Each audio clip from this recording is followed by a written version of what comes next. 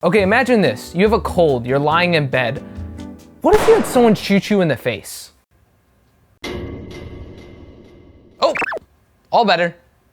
Great minds across history have studied to treat human ailments and make our health as good as it can be. Got a cold? Take a NyQuil. Broke a bone? Put a cast on it. Got a life-threatening condition? We humans have truly come to the pinnacle of health, but what about in manga? How do these stories across worlds and time tackle the issue of healthcare?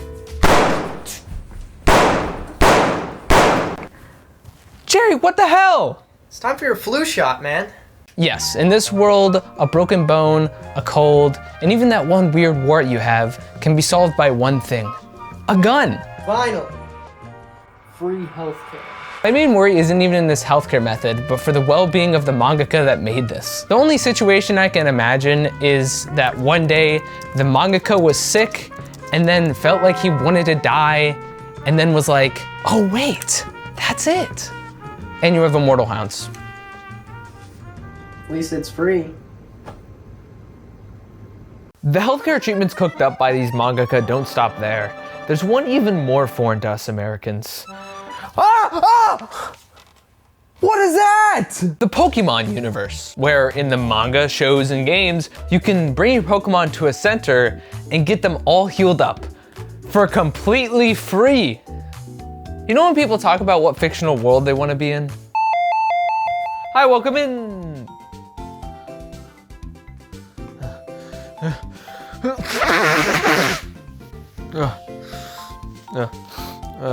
One healing, please. Sir, you do know we only take Pokemon, right? Damn, I knew I should have gone to the gun store.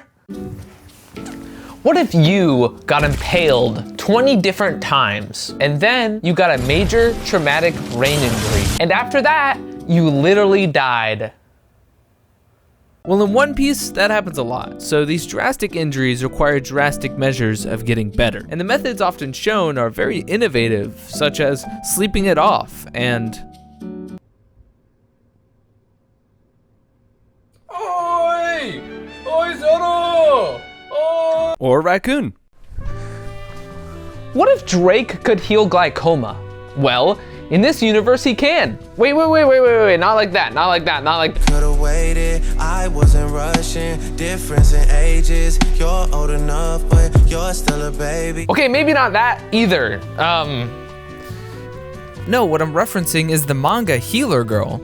Obviously, where one of the main treatments of human ailment is music. So whether you get a broken bone, a concussion, a scraped hand, damn this chick is big, you'll be fine. Although it's gotta be in person, Spotify is only equivalent to an over-the-counter drug, unfortunately. But beware, this is not magic. The manga is very adamant about this. It's called healing. And then refused to elaborate any further. No pagan rituals in my manga, okay? Speaking of wacky rituals, we have Full Metal Alchemist, where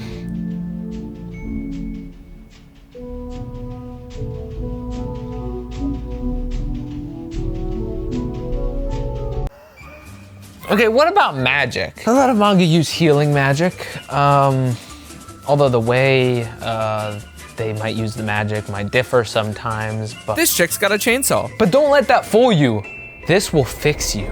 From the anime and manga Bruna Stray Dogs, this is Akiko Yasano, and her ability is to pretty much heal any injury, although the recipient must already be half dead. So, chainsaw. That's quite a fatal injury you've got there, Atsushi. Are you ready for your treatment?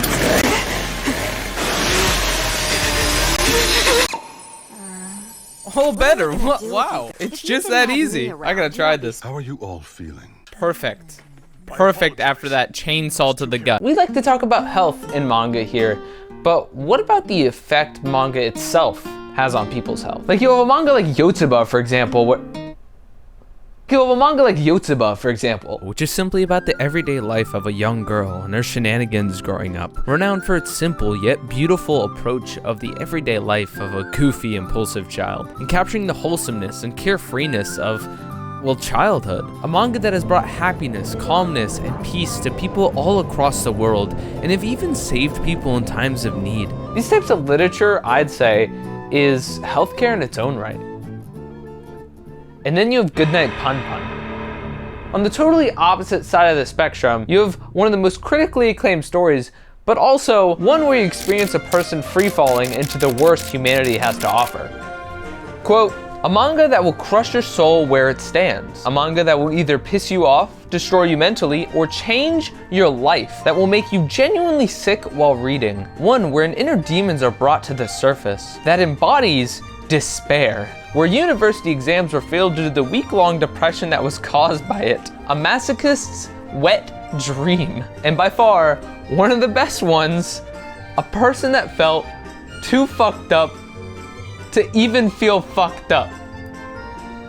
But despite this, somehow, it's a manga that still manages to give peace to readers in some ways. Whether it be giving a face to underlying trauma or things a person has gone through, or just something as simple as a needed reminder that they're not alone. This is a piece of media that shines a light on real terrible stuff that rarely gets represented in media. And in so doing, it gives catharsis and comfort to the people that struggle in silence. And I think that's really important. Although, if you need a path of recovery for a manga, just be careful. In fact, only read this manga if you have a therapist for your therapist.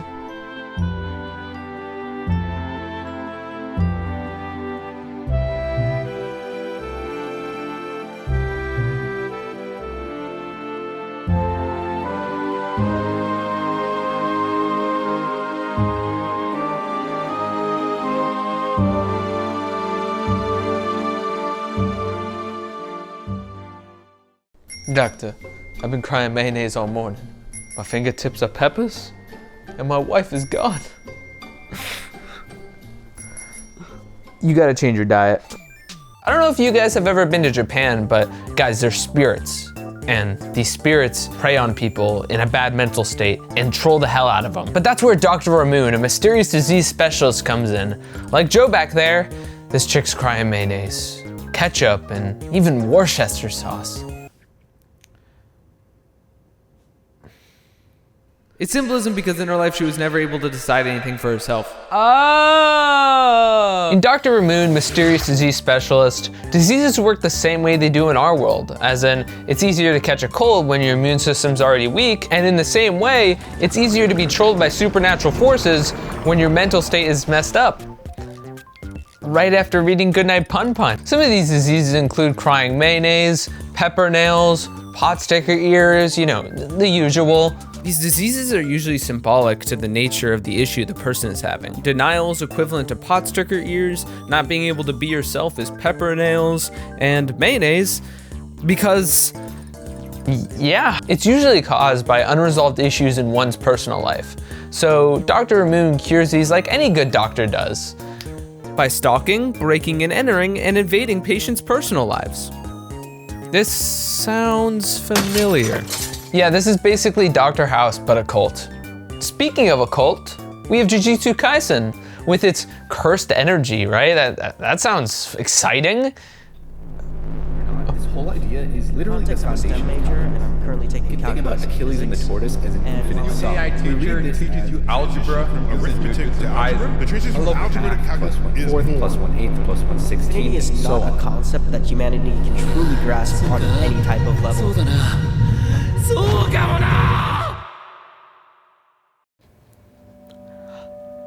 There is healing in this piece of fiction. Although the complexities required to explain it take that of a university math professor in an official side volume. Either that or my friend that makes 10-hour videos on Jujutsu Kaisen.